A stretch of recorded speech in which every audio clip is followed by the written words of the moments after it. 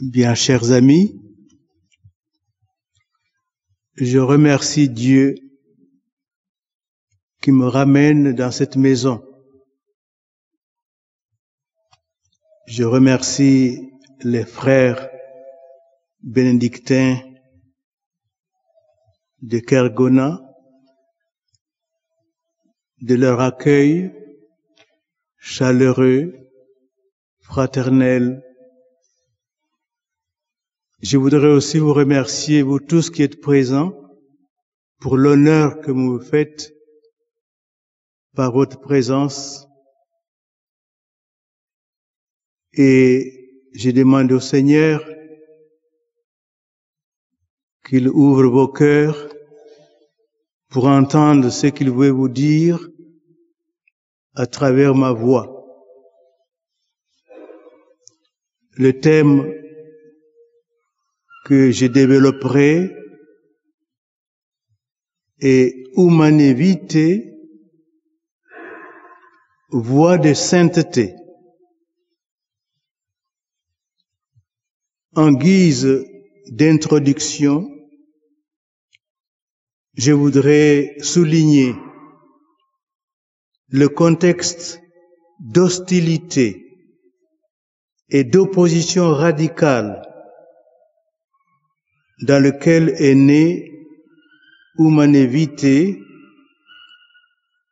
et la lucidité prophétique du pape Paul VI, ainsi que le sens aigu de sa responsabilité comme vicaire du Christ face à la réponse à donner à la grave question de la transmission de la vie humaine qui fait des époux les libres responsables collaborateurs du Créateur. Il y a exactement 50 ans, le pape Paul VI a signé sa dernière et plus importante lettre encyclique Humanité. C'était le 25 juillet 1968. Si l'on replace cet enseignement du bienheureux Paul VI dans son contexte historique, on mesure quel courage, quelle grande foi en Dieu et quelle docilité à l'Esprit Saint il a fallu au pape pour oser un tel acte. Alors que de nombreux théologiens et parfois même des cardinaux et des évêques le poussaient à mettre l'Église à la remorque du monde et des médias, le pape a rappelé avec force que l'Église ne peut enseigner autre chose que ce qu'elle a reçu du Christ, c'est-à-dire la vérité révélée qui est la seule voie de bonheur et de sainteté pour les hommes. Ainsi, malgré la tempête qu'a suscité Humanité, nous pouvons voir de nos yeux combien puissamment l'Esprit Saint a assisté et soutenu l'office pétrinien. Au milieu d'un monde rendu esclave et dominé par les perversions de la révolution sexuelle, abandonné et isolé par beaucoup de cardinaux, d'évêques et de théologiens, Pierre s'est tenu seul. Pierre est resté fort.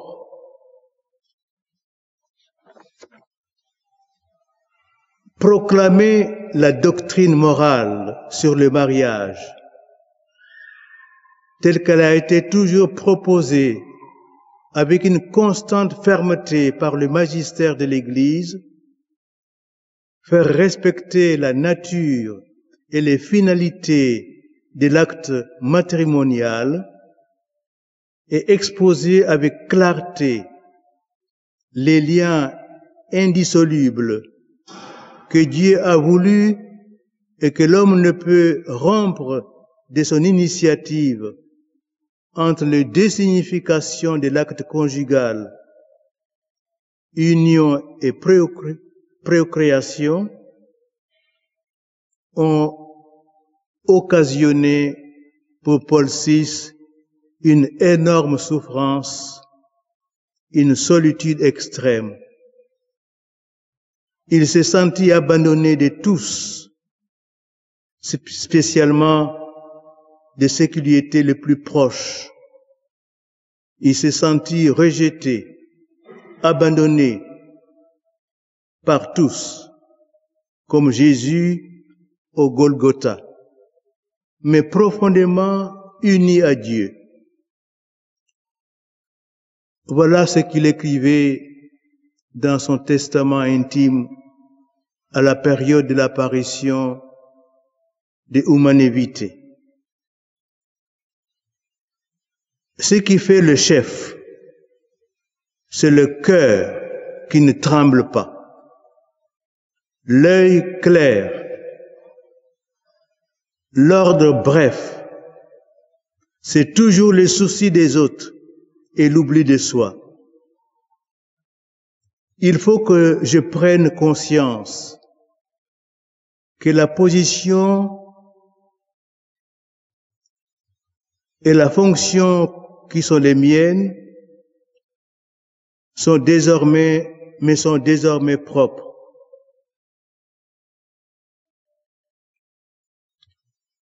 Ils me caractérisent et me rendent inexorablement responsable devant Dieu, devant l'Église, devant l'humanité.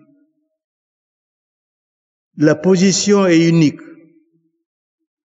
Cela veut dire qu'elle me place dans une solitude extrême.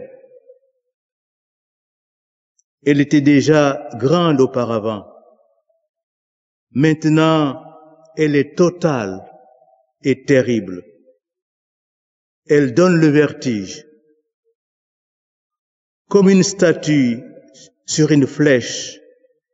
Mais de plus, il s'agit d'une personne vivante, ce que je suis.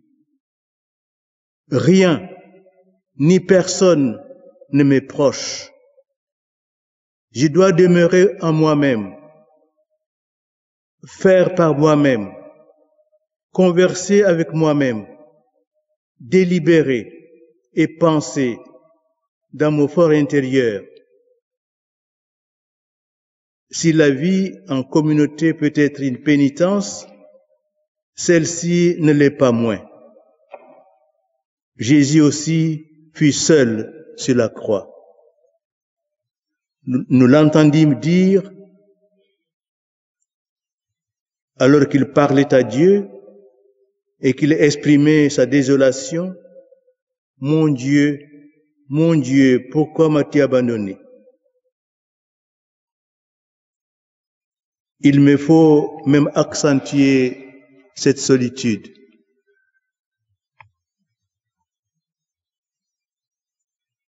Ne pas avoir peur, ne pas chercher un appui extérieur qui m'exonérerait de mon devoir qui consiste à vouloir, décider, assumer toute responsabilité, guider les autres, même si cela peut sembler illogique et peut-être absurde, et souffrir seul.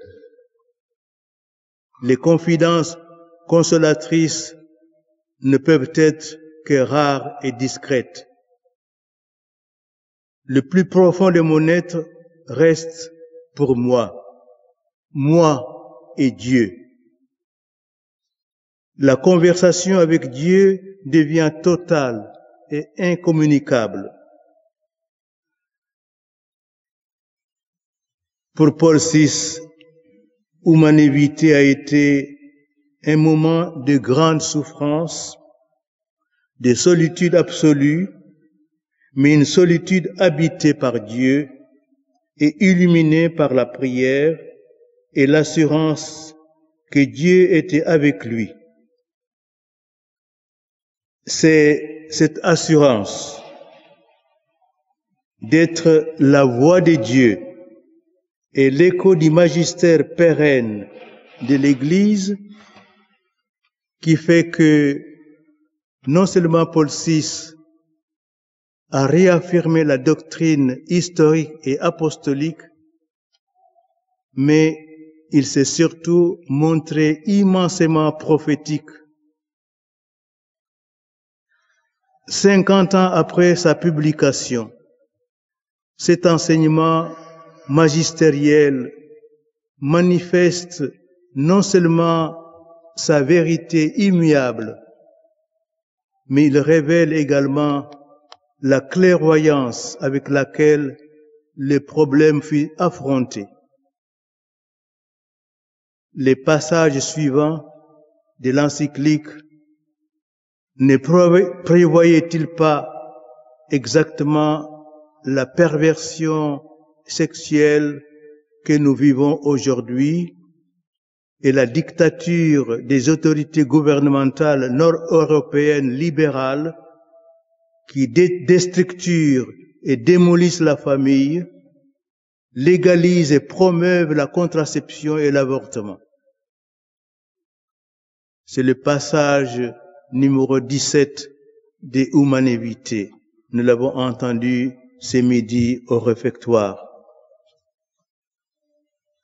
On peut craindre aussi que l'homme, en s'habituant à l'usage des pratiques anticonceptionnelles, ne finisse par perdre le respect de la femme et sans plus se soucier de l'équilibre physique et psychologique de celle-ci, n'en vienne à la considérer comme un simple instrument de jouissance égoïste et non plus comme sa compagne respectée et aimée.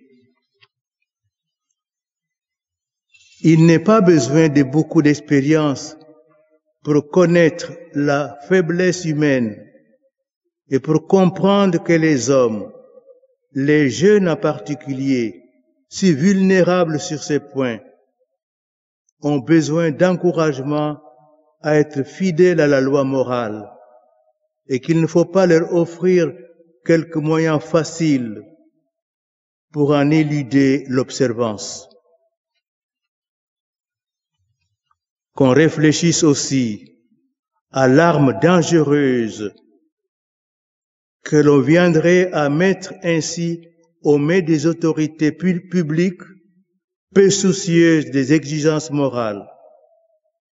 Qui pourrait reprocher à un gouvernement d'appliquer à la solution des problèmes de la collectivité ce qui serait reconnu permis au conjoint pour la solution d'un problème familial?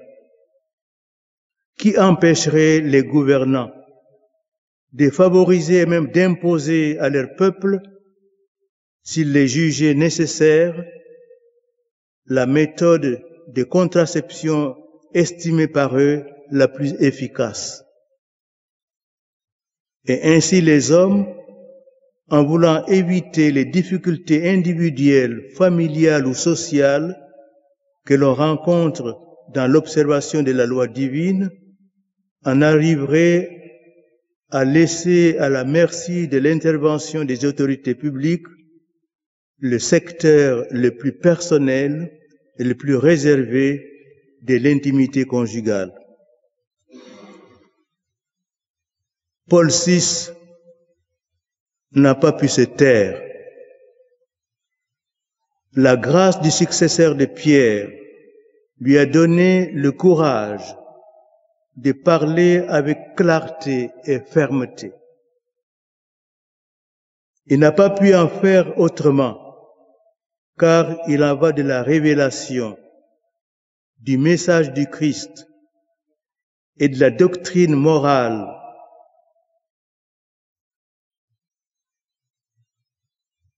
que l'Église expose avec une constante fermeté à travers le magistère. Il n'a pas pu se taire, car ce qui est en jeu dans l'encyclique Humanae Vitae, c'est ni plus ni moins la sainteté du couple chrétien.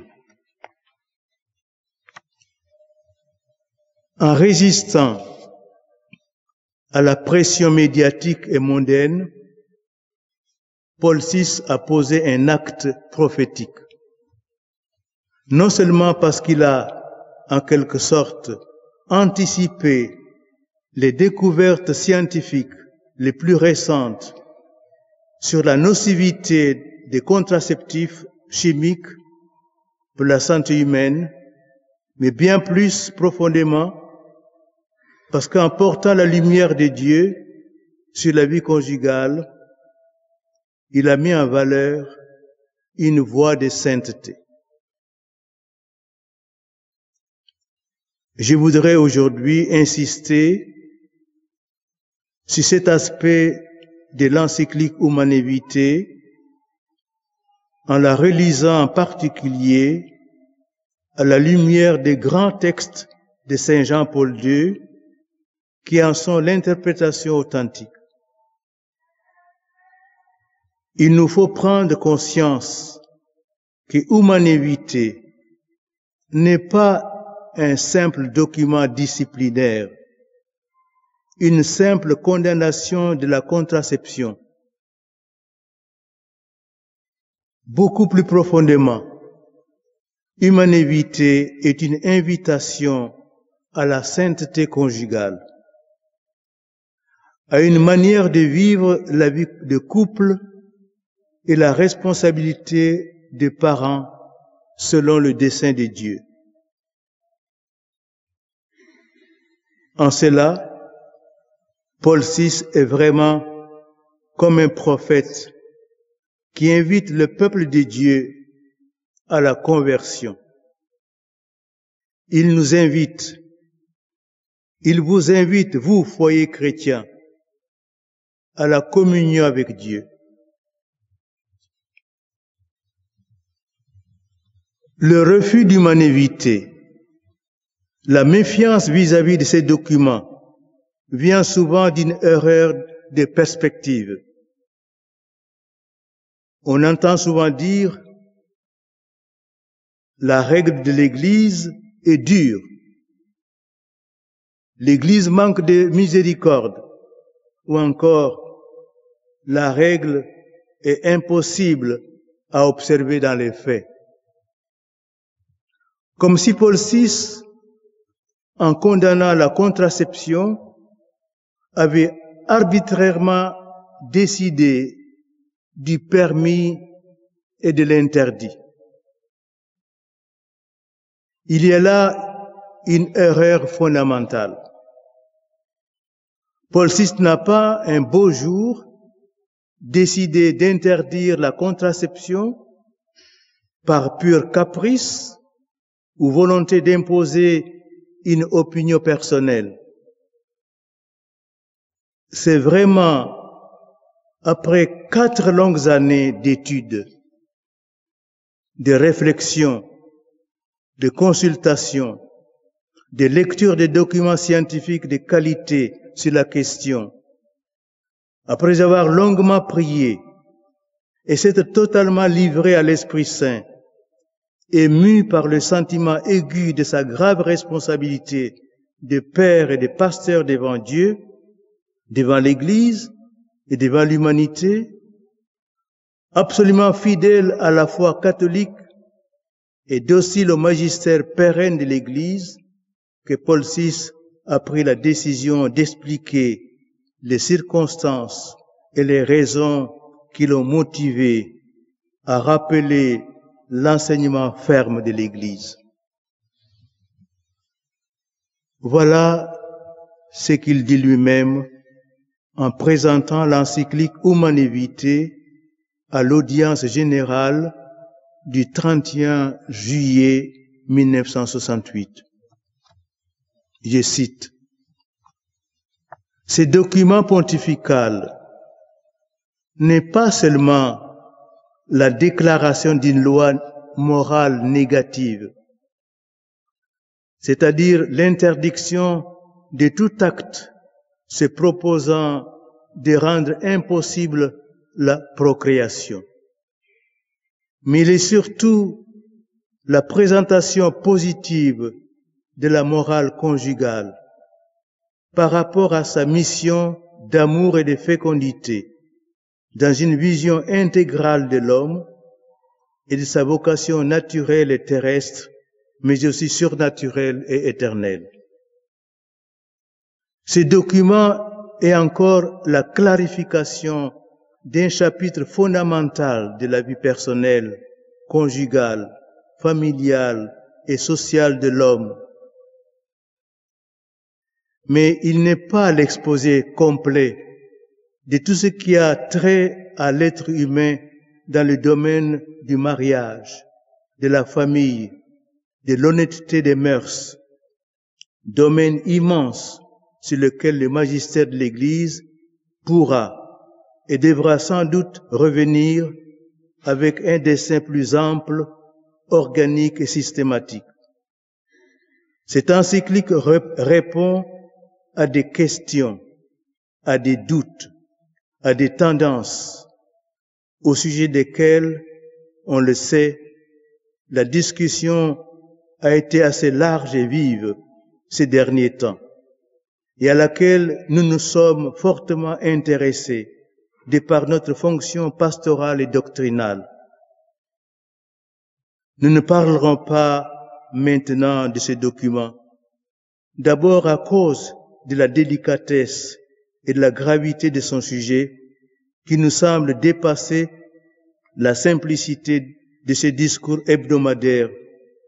Ensuite, parce qu'il ne manque et ne manquera pas de publications qui seront à la disposition de ceux qui s'intéressent aux problèmes développés dans l'encyclique. Nous ne vous dirons que quelques paroles sur le document lui-même, mais sur les sentiments qui furent les nôtres durant cette longue période de sa préparation. Notre premier sentiment fut celui de notre grave responsabilité. Il nous a fait entrer dans le vif du sujet et soutenu tout au long des 4 années nécessaires à l'étude et à l'élaboration de cette encyclique. Et nous pouvons vous avouer que ce sentiment de notre responsabilité ne nous a pas fait souffrir que très peu. Jamais, comme en cette conjoncture, nous n'avions senti le poids de notre charge. Nous avons étudié, lu, discuté autant que nous le pouvions. Et nous avons aussi beaucoup prié. Certaines circonstances relatives à ces problèmes vous sont connues.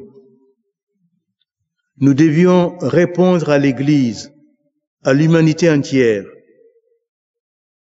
Nous devions évaluer avec l'engagement et en même temps la liberté de notre devoir apostolique une tradition non seulement séculaire, mais récente, celle de nos 3 prédécesseurs immédiats.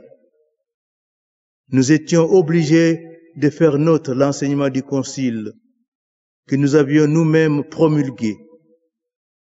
Nous étions enclins à recueillir, jusqu'à la limite où il nous semblait pouvoir aller, les conclusions, bien que de caractère consultatif, de la commission instituée par le pape Jean XXIII et élargie par nous-mêmes, sans perdre de vue notre devoir de prudence. Nous connaissions les controverses suscitées par ces problèmes si importants. avec tant de passion, mais aussi avec tant d'autorité. Nous percevions les voix puissantes de l'opinion publique et des médias. Nous écoutions les voix du faible, mais plus pénétrantes dans notre cœur de pères et de pasteurs, de tant de personnes, des femmes respectables spécialement, angoissées par ces problèmes difficiles, mais par leur expérience encore plus difficile. Nous lisions les rapports scientifiques sur les alarmantes questions démographiques du monde, étayées sur des études d'experts et des programmes de gouvernement. Nous recevions de toutes parts des publications, dont quelques-unes inspirées par l'examen de certains aspects scientifiques du problème, d'autres par des considérations réalistes des situations sociologiques nombreuses et graves, ou encore par celles si impérieuses aujourd'hui des mutations qui envahissent tous les secteurs de la vie moderne. Combien de fois n'avons-nous pas eu l'impression d'être submergés par cette accumulation de documents? Et combien de fois, humainement parlant, n'avons-nous pas compris l'inaptitude de notre propre personne devant la formidable obligation apostolique de devoir se prononcer sur un problème aussi grave? Combien de fois n'avons-nous pas tremblé en face de ce dilemme d'une condescendance facile aux opinions courantes ou d'une sentence mal supportée par la société moderne, ou qui soit arbitrairement trop grave pour la vie conjugale? Nous nous sommes appuyés sur de nombreuses consultations particulières de personnes d'une haute valeur morale, scientifique et pastorale. Et évoquant le Saint-Esprit, nous avons mis notre conscience en état de pleine et libre disponibilité à la voix de la vérité, cherchant à interpréter la règle divine que nous voyons se dégager de l'exigence intrinsèque de l'authentique amour humain, des structures essentielles de l'institution du mariage et de la dignité personnelle des époux, de leur mission au service de la vie, comme de la sainteté du mariage chrétien. Nous avons réfléchi sur les éléments stables de la doctrine traditionnelle et actuelle de l'Église. Ensuite, spécialement sur les enseignements du Concile Vatican II. Nous avons pesé les conséquences de l'une ou de l'autre décision et nous n'avons pas eu un doute sur notre devoir de prononcer notre sentence dans les termes exprimés par la présente encyclique. Oui, disponibilité à la voix de la vérité, fidélité à la doctrine traditionnelle et récente de l'Église et soumission humble et filiale à Dieu qui nous révèle la vérité de l'amour, de l'être humain et le sens du mariage. Chers amis, chers époux, si comme chrétiens, vous refusez la contraception, ce n'est pas d'abord parce que l'Église l'interdit.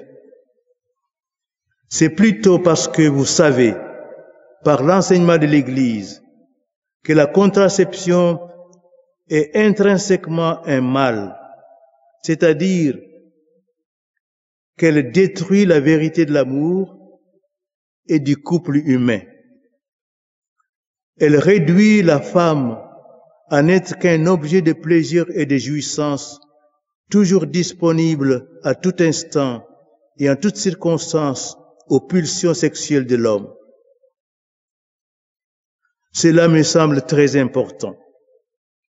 Le principe de la morale chrétienne n'est pas le respect d'un devoir imposé de l'extérieur et passivement subi, mais plutôt l'amour du bien, de la vérité de l'être. Paul VI, par l'encyclique Humanae Vitae, a d'abord recherché à contempler la vérité de l'être humain sexué et du couple humain. Il a cherché à découvrir le dessein que le Créateur a inscrit dans la nature de l'homme et de la femme. Paul VI a cherché à nous faire découvrir le bien vers lequel cette nature profonde nous fait tendre. Il a cherché à nous faire désirer le bien surnaturel, c'est-à-dire la sainteté à laquelle Dieu appelle les couples à travers la vie conjugale. Il convient de souligner que cette vérité de l'amour humain est accessible à la raison humaine. Saint Jean-Paul II rappelle ainsi que l'affirmation selon laquelle tout acte conjugal demeure par soi ouvert à la transmission de la vie décrit la vérité ontologique, la structure intime, la structure réelle de l'acte conjugal. Il s'agit donc avant tout d'une affirmation conforme à la raison humaine, accessible à tout homme qui cherche la vérité. Ce caractère raisonnable fonde l'affirmation de Paul VI et de Jean-Paul II. Les normes morales d'Humanae Vitae font partie de la loi naturelle. Tout homme de bonne volonté peut pressentir et découvrir qu'une attitude contraceptive est contraire à la vérité humaine de l'amour conjugal. Mais il faut aller beaucoup plus loin.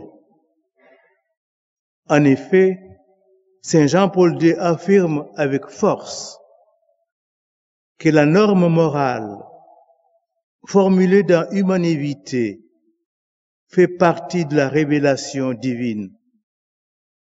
Car l'Église enseigne cette norme, bien qu'elle ne soit pas exprimée formellement, c'est-à-dire littéralement dans les Saintes Écritures. Elle le fait dans la conviction que l'interprétation de la loi naturelle est des compétences du magistère. Nous pouvons toutefois en dire plus. Même si la norme morale, telle qu'elle est formulée dans l'encyclique Humanae Vitae, ne se trouve pas littéralement dans la Sainte Écriture, néanmoins, du fait qu'elle est contenue dans la tradition, et comme l'écrit le pape Paul VI, qu'elle a été maintes fois exposée aux fidèles par le magistère, il résulte que cette norme correspond à l'ensemble de la doctrine révélée contenue dans les sources bibliques. Une telle affirmation est capitale pour comprendre l'erreur de tous ceux qui demandent un changement de discipline, de tous ceux qui disent l'Église est trop dure, ou l'Église doit s'adapter. Par l'encyclique Humanae Vitae, l'Église ne fait que transmettre ce qu'elle a reçu de Dieu lui-même. Elle n'a pas, elle n'aura jamais le pouvoir d'y changer quoi que ce soit. La norme morale d'Humanae Vitae appartient non seulement à la loi morale naturelle, mais aussi à l'ordre moral que Dieu a révélé. De ce point de vue également, elle ne pourrait être différente, mais seulement et uniquement telle que la transmettent la tradition et le magistère. On peut donc affirmer que Dieu lui-même a pris soin de nous révéler les voies du bonheur et du bien pour le couple humain. Accueillir humanité n'est donc pas d'abord une question de soumission et d'obéissance au pape, mais d'écoute et d'accueil de la parole de Dieu, de la bienveillante révélation de Dieu sur ce que nous sommes et sur ce que nous avons à faire pour correspondre à son amour.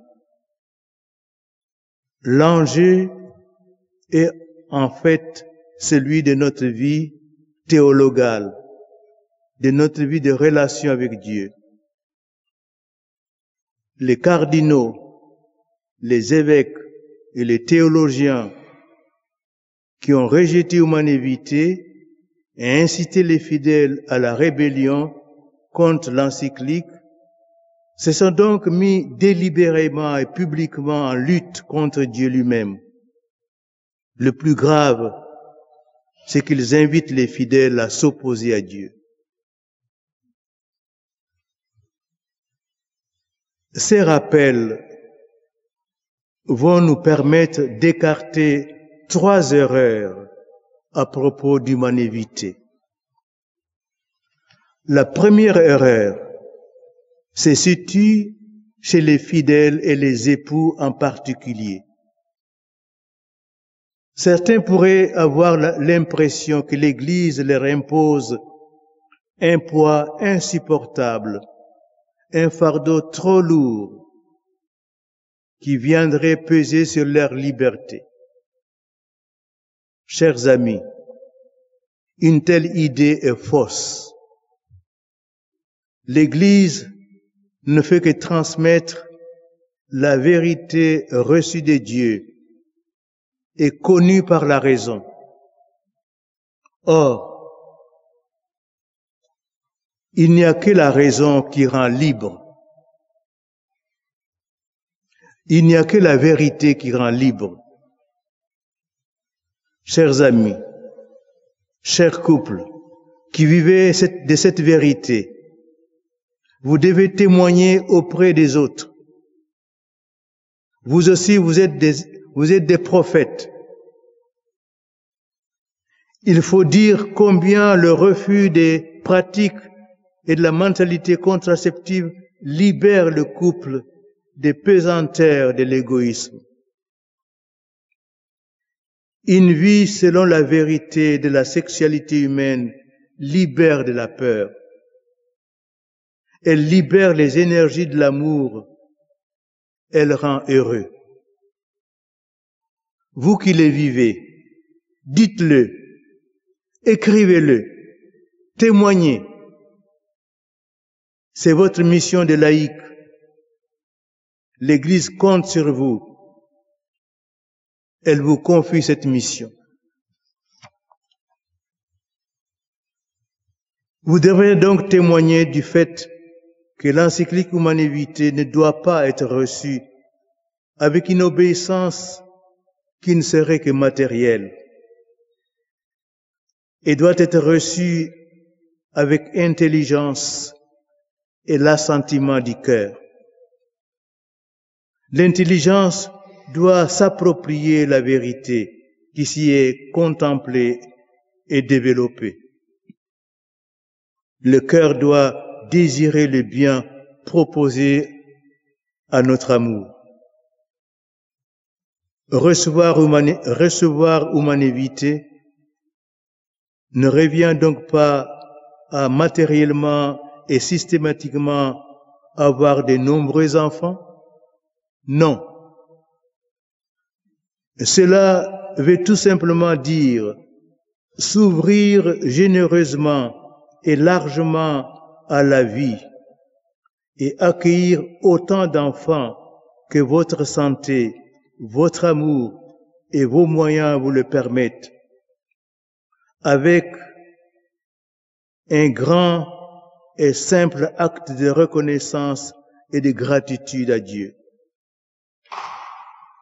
Recevoir humanité, c'est entrer dans la nature profonde de l'amour humain et donc s'engager dans une démarche de paternité, maternité responsable, qui, tout en refusant toute pratique contraceptive, c'est ouvrir le couple à un accueil généreux et intelligent de la vie, non pas à tout prix, mais selon les capacités de chaque couple.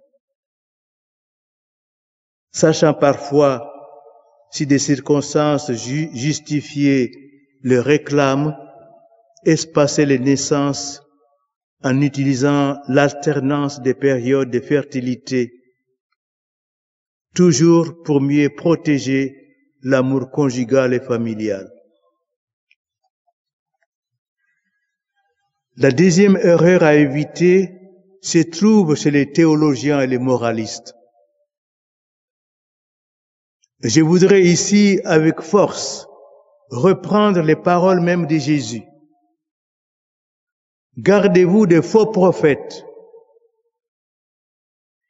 Ils viennent à vous déguisés en agneaux, mais au-dedans, ce sont des loups rapaces.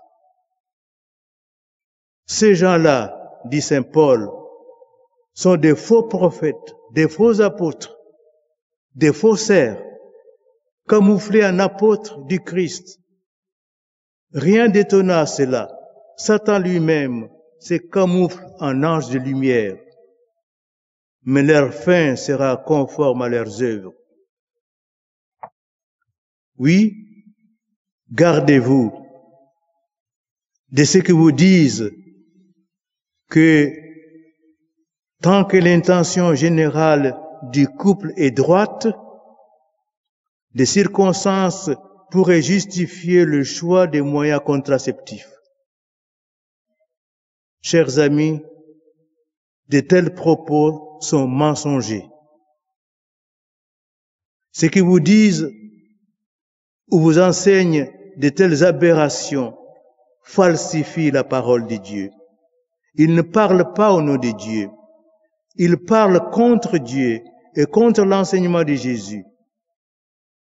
Ils sont comme les serpents brûlants du livre des Nombres, dont la morsure fait périr. Ne portez attention à aucune de leurs paroles. Et tous ceux qui se sont fait mordre par ces serpents de la confusion doctrinale et morale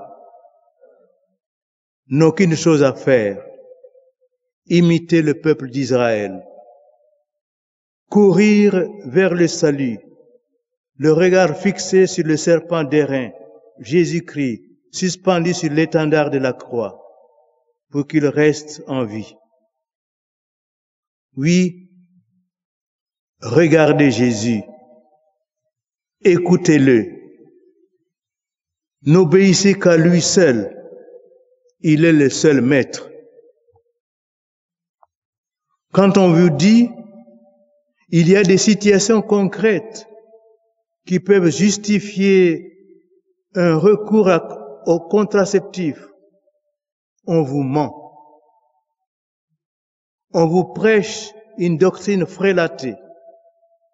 Bien plus, on vous fait du mal, car on vous indique une voie qui ne conduit ni au bonheur, ni à la sainteté. À ce propos, Jean-Paul II a pu dire que lorsqu'on oppose des situations concrètes à ce que la loi morale prescrit, c'est qu'au fond, on ne croit plus que la loi de Dieu est l'unique vrai bien de l'homme. Comment peut-on prétendre que dans certaines circonstances, dans certaines situations, une attitude qui contredit la vérité profonde de l'amour humain deviendrait bonne et nécessaire. C'est impossible. Pourtant, il en est qui osent apporter des solutions malhonnêtes à ces problèmes et même qui ne reculent pas devant le meurtre. Mais l'Église rappelle qu'il ne peut y avoir de véritables contradictions entre les lois divines qui régissent la transmission de la vie et celles qui favorisent l'amour conjugal authentique. Oui, la plénitude du bonheur conjugal passe toujours par le respect de la nature profonde de la sexualité et donc son ouverture à la vie. La contraception est toujours un mal moral parce qu'elle détruit toujours l'amour des conjoints. Elle leur fait faire du mal, elle leur fait du mal. Il ne saurait ici y avoir de conflit de devoirs. Le bien du couple passe toujours par une vie selon sa nature profonde, selon son être. Les circonstances ou les intentions ne pourront jamais transformer un acte intrinsèquement malhonnête de par son objet en un acte subjectivement honnête ou défendable comme choix. Par conséquent, il n'existe aucune situation où la norme serait impossible à mettre en œuvre. En effet, cela impliquerait que le Créateur se contredise et nous demande d'aller contre l'ordre sage qu'il a lui-même inscrit dans la nature. Il y a là, rappelle Saint Jean-Paul II, un enjeu pastoral fort. Le fait que la loi doit être d'une possible réalisation appartient à la nature même de la loi. Que la norme soit réalisable appartient au domaine pratique et pastoral. Aussi, il est faux d'opposer la vérité de la loi à des réalisations pratiques concrètes et contraires. On ne doit jamais opposer pastoral pratique et vérité universelle de la loi morale. La pastorale concrète est toujours la recherche des moyens les plus appropriés pour mettre en œuvre l'enseignement universel, jamais pour y déroger. Comme le dit Jean-Paul II, en parlant de la contraception, aucune circonstance personnelle ou sociale n'a jamais pu, ne peut et ne pourra jamais justifier un tel acte. Il ne s'agit pas d'une doctrine inventée par les hommes. Elle a été inscrite par la main créatrice de Dieu dans la nature de la personne humaine et a été confirmée par lui dans la révélation. La troisième erreur à éviter se trouve chez les pasteurs, les prêtres et les évêques. Chers frères prêtres, on cherche souvent à nous culpabiliser, en nous accusant de faire porter aux autres le fardeau que nous ne portons pas nous-mêmes. Ne vous laissez pas intimider. Obéissez à Dieu plus qu'aux hommes.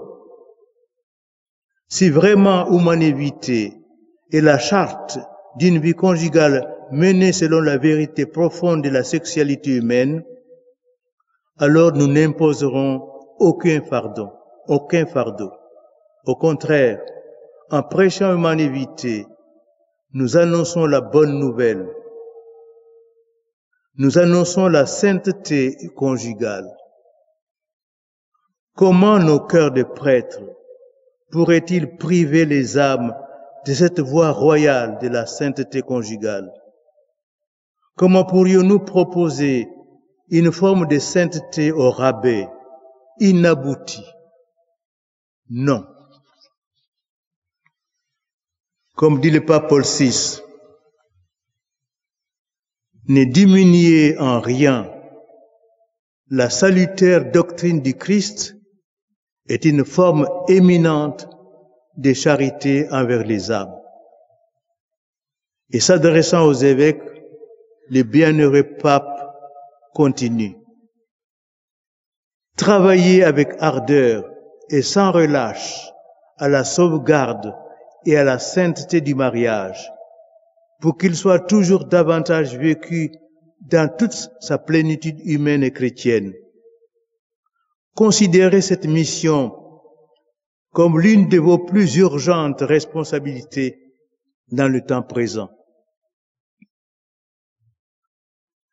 Chers frères prêtres, annoncez la bonne nouvelle de l'Évangile sur la sexualité et le mariage. C'est ouvrir au couple la voie d'une vie heureuse et sainte. C'est notre devoir de père, de guide et de pasteur. De notre part, les silences, les incertitudes, les ambiguïtés ou les confusions doctrinales et morales à cet égard ont pour conséquence de voiler la vérité humaine et chrétienne de l'amour conjugal.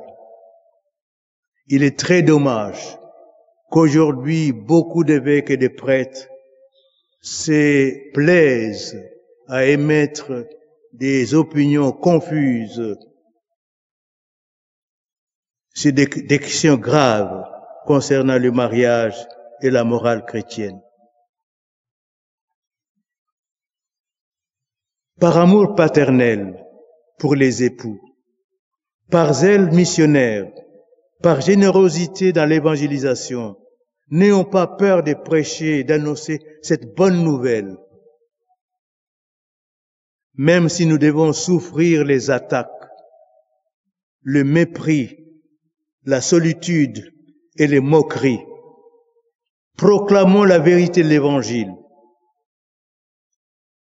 Paul VI nous a montré par son encyclique un bel exemple de charité pastorale. N'ayons pas peur de l'imiter. Au début de cette conférence, je vous ai décrit comment il a souffert, comment il était isolé, mais il a tenu, parce que Dieu est avec lui.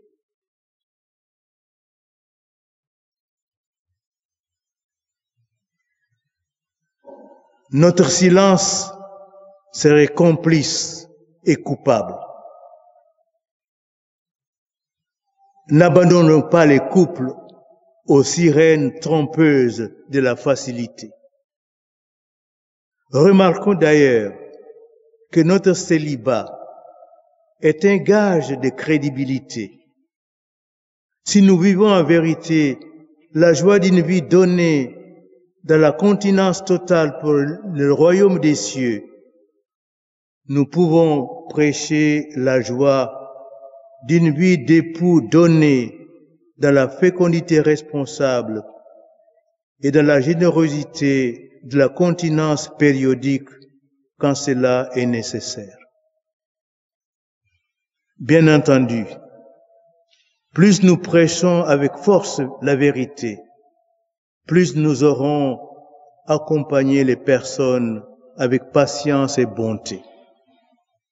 Comme le Seigneur qui fut intransigeant avec le mal et miséricordieux avec les personnes. Mais la miséricorde sans la vérité n'existe pas, parce que Dieu est vérité. Ces trois erreurs écartées, nous pouvons approfondir ce qu'est cette voie de sainteté décrite par Humanevite. Je voudrais tout d'abord souligner qu'au fondement de toute sainteté, on doit trouver l'amour de Dieu. Or, celui qui aime veut ce que veut l'être aimé. Aimer Dieu, c'est vouloir ce qu'il veut. Au sommet de la mystique, on parle de l'union des volontés ou de la communion des volontés. Il importe donc de commencer par chercher la volonté de Dieu. Il nous faut déchiffrer le dessein que le Créateur a inscrit dans notre nature d'homme et de femme, dans la nature du couple et du rapport conjugal. C'est précisément ce qu'affirme Benoît XVI lorsqu'il dit « La nature est l'expression d'un dessein d'amour et de vérité. Elle nous précède et Dieu nous l'a donnée comme milieu de vie. Elle nous parle du Créateur et de son amour pour l'humanité. Pourtant, ce milieu naturel n'est pas seulement un matériau dont nous pouvons disposer à notre guise, mais c'est l'œuvre admirable du Créateur, portant en soi une grammaire qui indique une finalité de critères pour qu'ils soient utilisés avec sagesse et non pas exploités de manière arbitraire.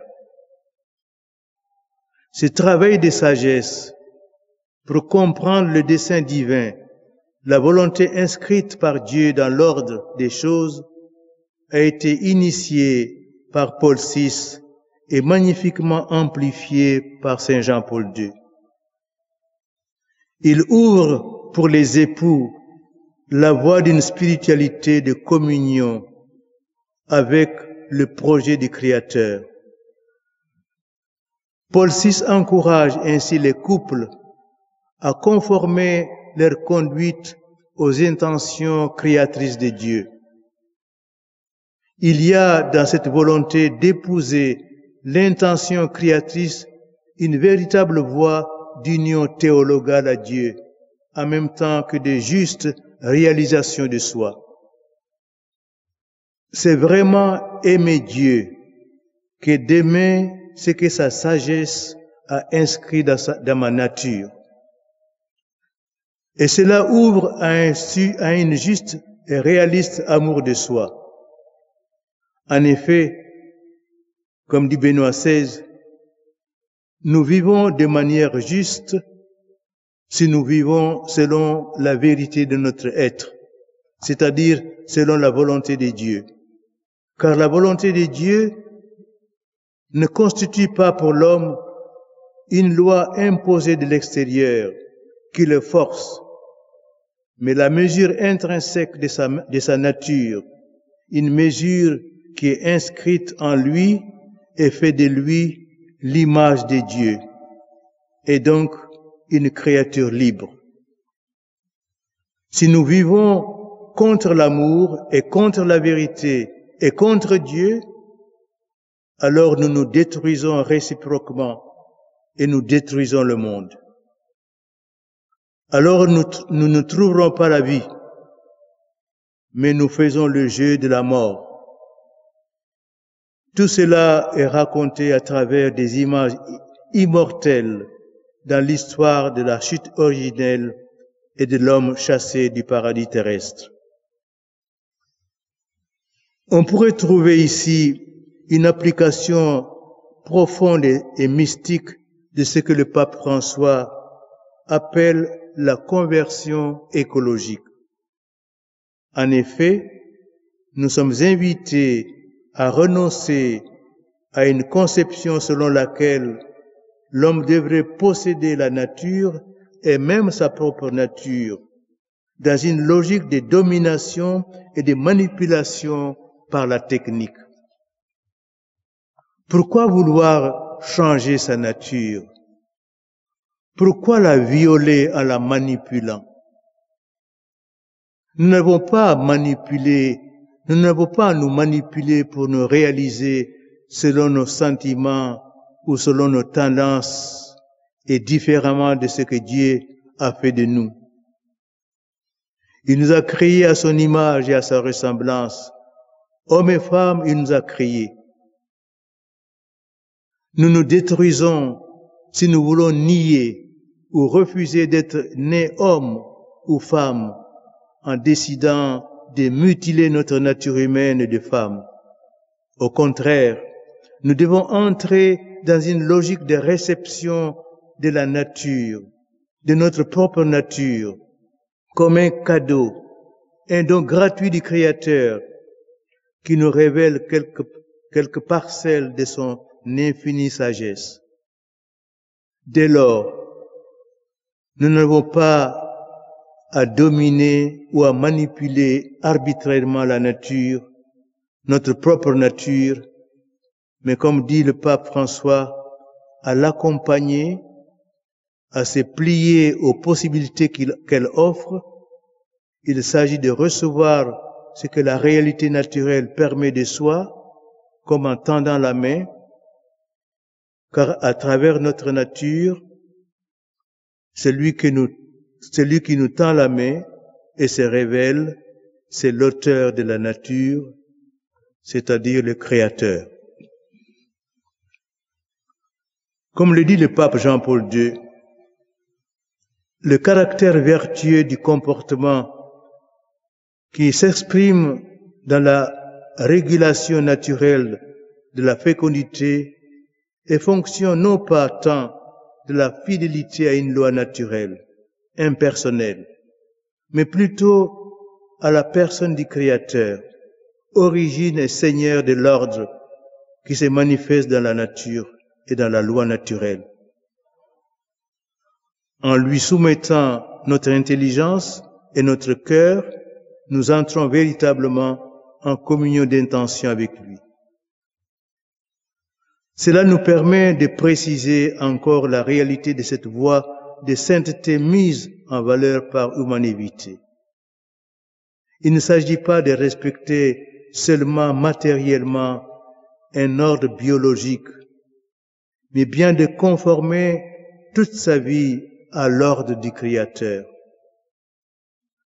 L'ordre biologique, le cycle de la fécondité, est l'expression de l'ordre de la nature, c'est-à-dire du plan providentiel du Créateur, dans l'exécution fidèle duquel dépend le vrai bien de la personne humaine.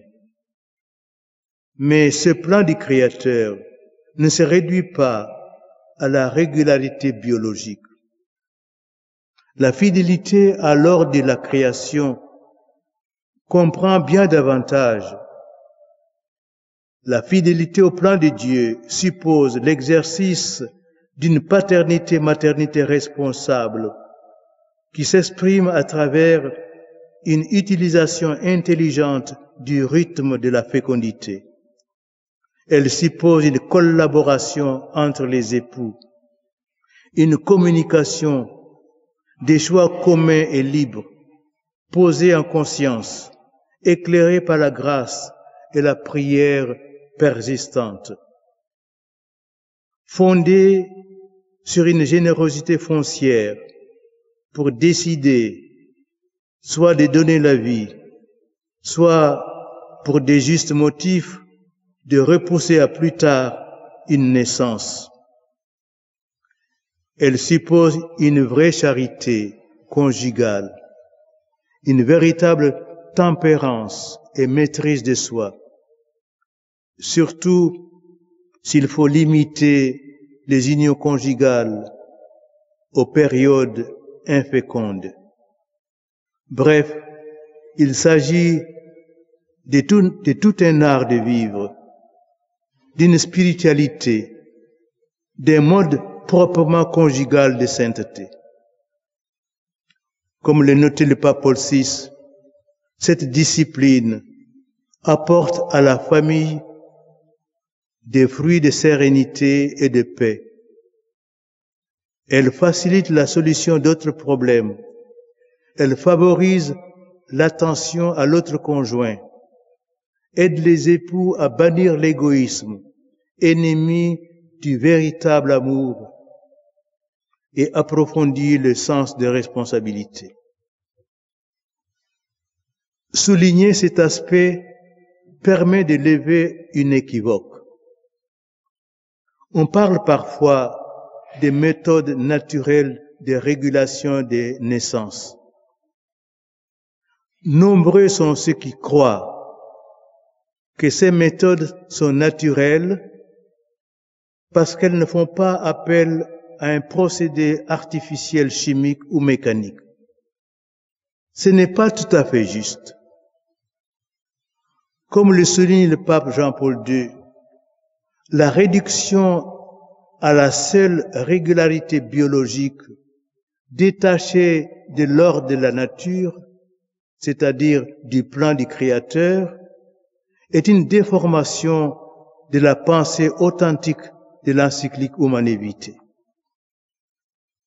Mais bien plus, continue ce pape qu'on pourrait appeler le docteur de la sainteté conjugale, la qualification de naturel que l'on attribue à la régulation moralement correcte de la fertilité s'explique parce que s'y conformer correspond à la vérité de la personne et donc à sa dignité. Une dignité qui revient naturellement à l'homme en tant qu'être raisonnable et libre.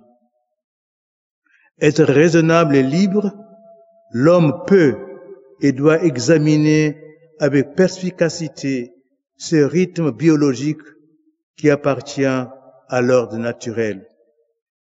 Il peut et doit s'y conformer afin d'exercer une paternité-maternité responsable qui, selon le dessein du Créateur, est inscrite dans l'ordre naturel de la fécondité humaine. Plutôt que de méthodes naturelles, on doit donc parler d'un exercice de la fécondité selon la nature humaine. Ce dernier suppose une maturité dans l'amour qui n'est pas immédiate, mais comporte un dialogue, une écoute réciproque et une maîtrise singulière de la pulsion sexuelle dans un chemin de croissance dans la vertu. Ainsi, on ne peut parler de vie selon l'ordre de la nature, selon le dessein créateur, que si une méthode naturelle de régulation de naissance est elle-même vécue dans un contexte de vertu conjugale propre. Il arrive souvent que la méthode, détachée de la dimension éthique qui lui est propre, soit mise en œuvre de manière purement fonctionnelle et même utilitaire. Si l'on sépare la méthode naturelle de sa dimension éthique, on cesse de percevoir la différence qui existe entre elle et les autres méthodes et moyens artificiels, et on arrive à en parler comme s'il s'agissait simplement d'une autre forme de contraception. Le cardinal López Trujillo parlait à ce propos de méthodes naturelles qui se transforment en contraception écologique parce qu'elles sont utilisées dans une mentalité hédoniste fermée à l'accueil de la vie. Au contraire, utilisée dans l'esprit d'une vie selon le dessein créateur, une méthode naturelle ouvre les époux aux vertus propres à la vie conjugale. Elle ouvre la porte à une pleine liberté intérieure dans le don de soi. La manière correcte d'entendre et de pratiquer la continence périodique en tant que vertu décide aussi essentiellement du caractère naturel de la méthode. On ne saurait donc penser à une application mécanique de la loi biologique. La connaissance elle-même des rythmes de fécondité, même si elle est indispensable, ne crée pas encore cette liberté intérieure du don qui est de nature explicitement spirituelle et dépend du degré de maturité de l'homme intérieur. Autrement dit, les méthodes naturelles sont un fondement, mais elles supposent d'être vécues dans un contexte de vertu. Elles peuvent constituer une porte, une pédagogie pour la découverte de cette vie conjugale plénière, mais elles peuvent aussi n'être vécues que matériellement, sans ce contexte de responsabilité, de générosité, de charité qui leur est connaturel.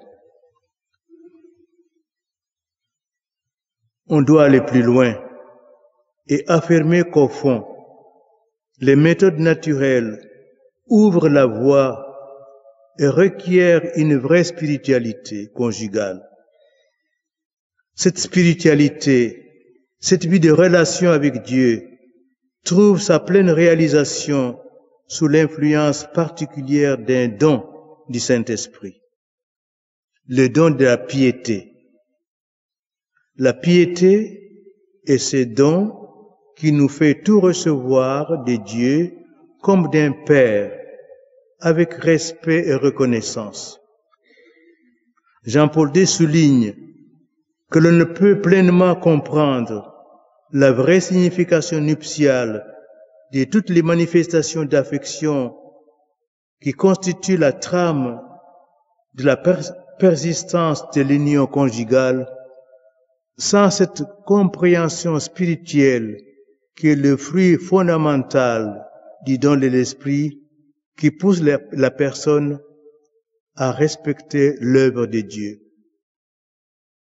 Oui, il faut aller jusque-là, comprendre le dessein créateur, le recevoir avec le cœur pleinement ouvert, disponible et généreux. Et cela suppose une attitude spirituelle profonde, de reconnaissance, d'adoration qui est un don de l'Esprit Saint. Selon les mots de Jean-Paul II, le respect pour l'œuvre de Dieu contribue à faire en sorte que l'acte conjugal ne soit pas dévalué et privé d'intériorité, qu'il ne devienne pas une habitude. Et qu'en lui s'exprime une adéquate plénitude de contenu personnel, mais aussi de contenu religieux, c'est-à-dire la vénération pour la majesté du Créateur, unique et ultime dépositaire de la source de la vie. En vérité, c'est bien le point le plus central qui est en jeu dans Humanevite. En recevant avec gratitude l'ordre naturel, en cherchant à le comprendre, à l'aimer, non seulement les époux épanouissent leur amour dans des vertus qui consolident leur charité réciproque, mais plus encore, ils s'ouvrent à l'adoration contemplative du Créateur. Humanevite ouvre bien à une voie de sainteté conjugale, une pédagogie de l'adoration, de la réception filiale et adorante du plan de Dieu. On comprend pourquoi Jean-Paul II a pu affirmer que rejeter l'enseignement d'Humanevite revient à mettre en question l'idée même de la sainteté de Dieu, car ces normes morales sont simplement l'exigence dont aucune circonstance ne peut dispenser, de la sainteté de Dieu à laquelle participe concrètement chaque personne humaine. Affirmer que les normes d'humanité ne seraient pas toujours applicables reviendrait à nier l'ordination de tous à la sainteté, à la communion avec Dieu, 3 fois saint. Saint Jean-Paul II ajoute que refuser humanité reviendrait à rendre vaine la croix du Christ. Car le Verbe, en s'incarnant, est entré pleinement dans notre existence humaine, qui se déroule dans des actes concrets. Il est mort pour nos péchés. Il nous a recréés dans la sainteté originelle qui doit s'exprimer dans nos activités quotidiennes. Oui, c'est par la croix que nous sommes lavés de nos péchés. La croix est bien le moyen d'aller à la sainteté de Dieu. Rien d'étonnant, alors, à ce que le sacrement du mariage engage les époux sur un chemin où ils rencontreront la croix. Votre amour d'époux doit ressembler à l'amour de Jésus. Et l'amour de Jésus est un amour qui va jusqu'au bout de l'amour, jusqu'à la mort sur la croix. En effet, aller jusqu'au bout de l'amour, c'est mourir pour ce qu'on aime. Pour cela, il est impossible d'entrer dans l'amour sans entrer dans la souffrance, sans mourir comme le Christ, car Dieu nous a prédestinés à reproduire l'image de son Fils Jésus afin qu'il soit l'aîné d'une multitude de souffrances. Il n'y a pas d'amour sans souffrance. Oui, chers amis, chers époux, je ne vous prêche pas la facilité. Je vous annonce Jésus-Christ, et Jésus-Christ crucifié. Chers époux, je vous invite à entrer sur cette voie royale de la sainteté conjugale. Il y a des jours où elle n'ira pas sans héroïsme de votre part. Il y a des jours où vous serez sur le chemin de la croix. Je pense à la croix de ceux dont la fidélité suscite moquerie, ironie et même persécution. Croix des soucis matériels qu'engendre la générosité dans l'accueil de la vie. Croix des difficultés dans la vie conjugale. Croix de la continence et l'attente à certaines périodes. Chers amis, si je vous annonçais autre chose, je vous mentirais, je vous trahirais. Je ne serai plus ministre de Dieu pour vous conduire vers le bien, ni messager de sa parole. Le bonheur, la joie parfaite de vos couples passe par là. Je sais que cela ne va pas sans sacrifice, mais les tentatives toujours renaissantes d'un christianisme sans sacrifice, d'un christianisme liquide à l'eau de rose, sont vouées à l'échec. Le catéchisme de l'Église catholique l'exprime avec force. Voilà ce que dit le catéchisme.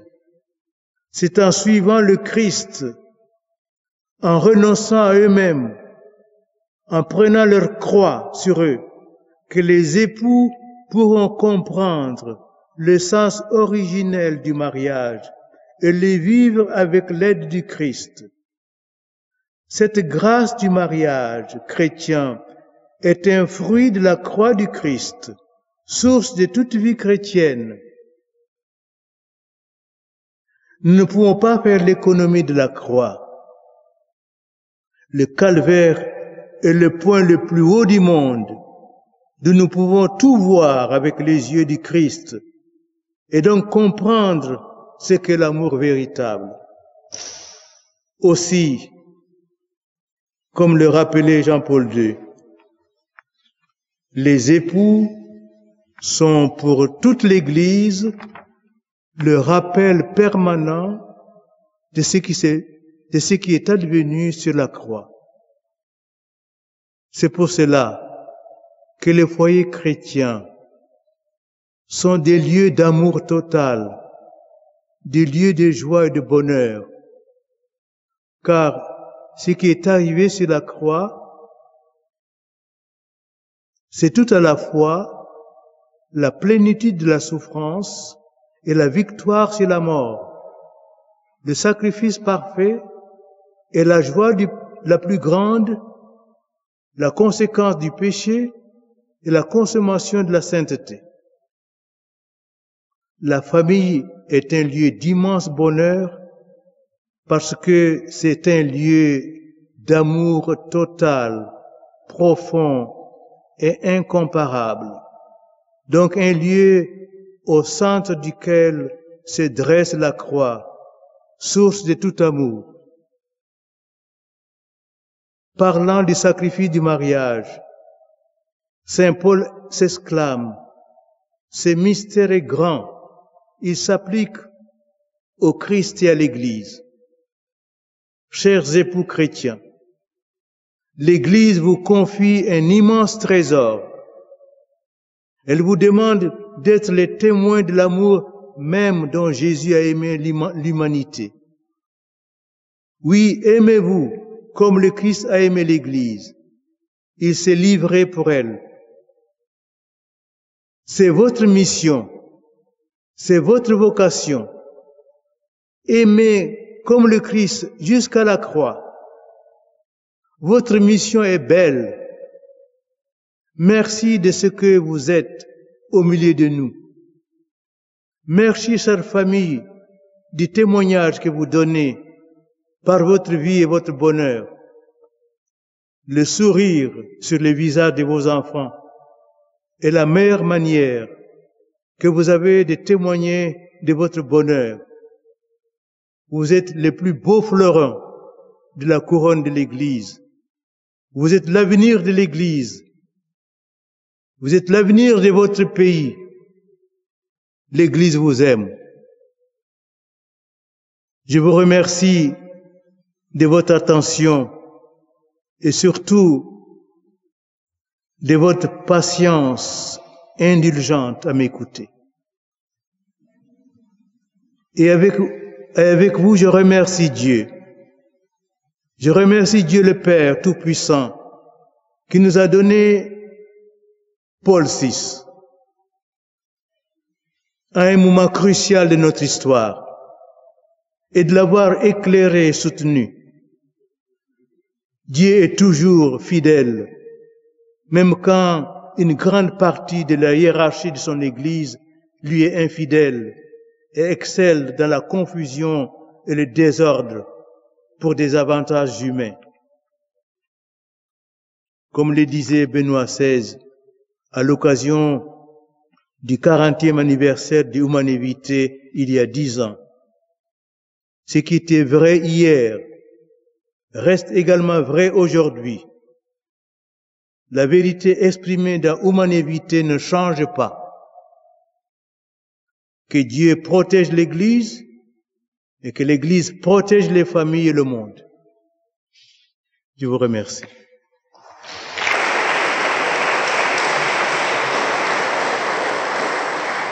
Maintenant, à notre tour, nous vous remercie avec grande joie. Vous venez de nous exhorter à la suite du bienheureux concile à vivre la sainteté du mariage et à en témoigner.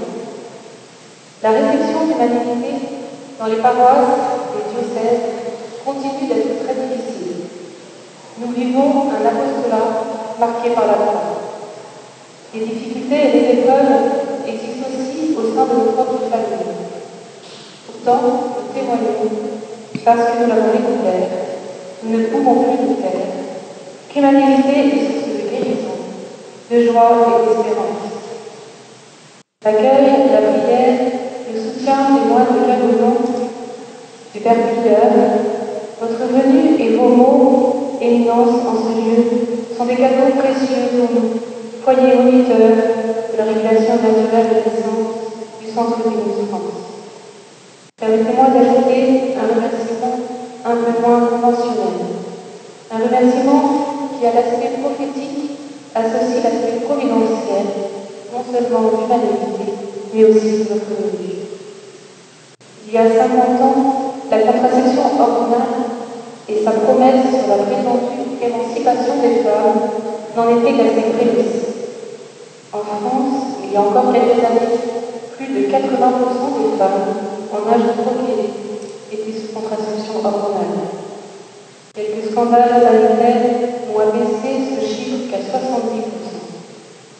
On commence ainsi tout juste à percevoir le désastre, non seulement écologique, mais surtout humain, de bien-être et de santé pour les femmes, sans oublier bien sûr la menace constante et plus sournoise encore qui pèse ainsi sur la vie naissante, comme sur la vie spirituelle que nous contemplons.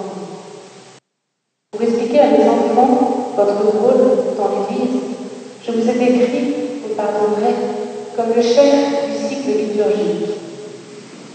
Et j'ai perçu à ce moment l'humour du bon Dieu, qui permet ainsi que pour les 50 ans de l'encyclique, à la suite du bienheureux Paul VI, ce soit le préfet du cycle liturgique qui vienne rendre discrètement hommage à la richesse d'un autre cycle, placé par le Seigneur, par Dieu, dans la nature humaine, le cycle féminin qui permet la libre et responsable collaboration des époux au don du Créateur pour la transmission de la vie.